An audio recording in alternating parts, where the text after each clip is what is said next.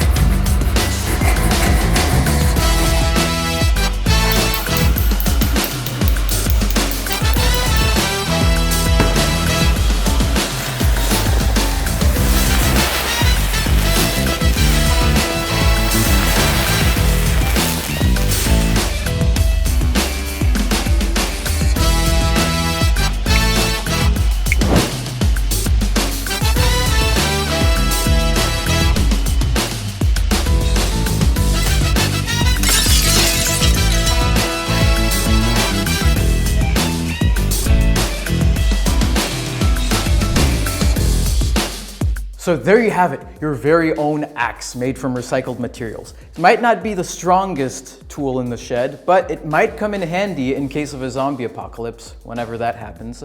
So tell us what kind of tools, not toys, you would like us to make next, and we just might do it.